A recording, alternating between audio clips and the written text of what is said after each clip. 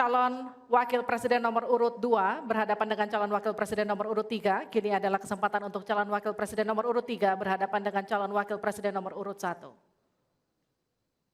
Silakan Pak, waktu Anda. Bertanya 1 menit. Kami persilakan Pak Mahfud. Baik, Bapak Cawapres Pak Mohaimin, saya melihat ya di dalam visi misi Anda itu ada rayaan I-Core 45, efisiensi akan meningkat. Nah Pak, kalau itu bisa dicapai seperti di tahun 89, 91, maka pertumbuhan ekonomi kita ini bisa mencapai 7% loh. Kalau 4 saja, Anda punya visi targetnya itu I-Core-nya 4 sampai 5. Padahal pertumbuhan dengan 4 saja itu bisa 7% pertumbuhan ekonomi nasional. Sehingga dengan demikian saya kok jadi ingin tahu kenapa di dalam visi misi Anda tingkat pertumbuhan yang ditargetkan hanya 5 sampai 65. Kok tidak berani 7? Kalau 4 apalagi sampai 5, seharusnya berani sampai 7, selesai. Silakan waktu Anda 2 menit. Terima kasih. Kalau membuat target pertumbuhan bisa saja 7-8% bisa saja.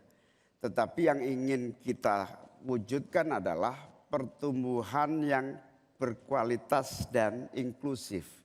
Di mana setiap pertumbuhan itu memiliki apa yang disebut sebagai dampak langsung di dalam penyerapan tenaga kerja, di dalam peningkatan pendapatan masyarakat, di dalam satu percepatan pemerataan pembangunan.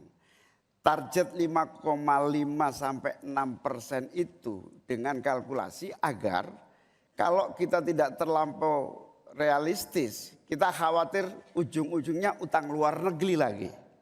Utang luar negeri yang terlampau banyak ini mengakibatkan beban bukan hanya pemerintahan hari ini, tetapi juga anak turun kita akan mengalami banyak beban utang yang panjang. Salah satunya adalah bagaimana agar APBN kita sehat.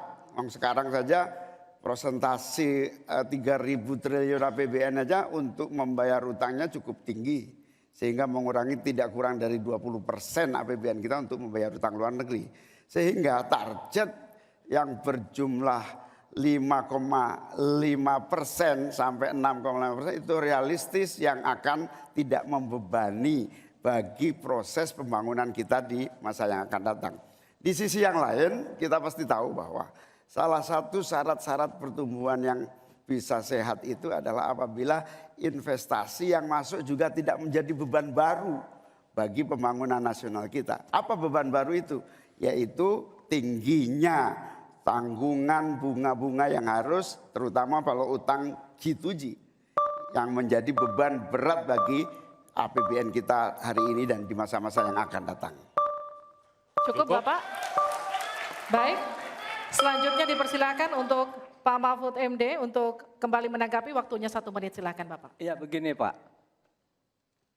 kami Ganjar Mahfud itu mentargetkan pertumbuhan ekonomi kita itu 7%. Itu hitung-hitungannya mudah, tadi saya sudah sebut di pertama. Betapa saya menyelamatkan korupsi yang diurus kantor langsung saya aja 677 triliun. Itu kalau dibagi ke UMKM, itu luar biasa.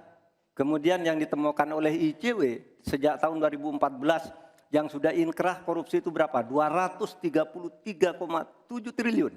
Nah ini kalau kita pangkas melalui penegakan hukum yang benar, ini bisa mencapai 7. Tapi Anda menyimpang dari rumus yang selama ini terjadi. Kalau Anda berani dengan I-Core 4 saja, Anda pasti bisa 7%. Pasti bisa 7%, apalagi 4 sampai 5. Lah ini Anda memperhatikan segini, tapi pertumbuhan ekonominya cuma 5,6. Secara matematis agak kurang cepat. Selesai. Silakan ditanggapi.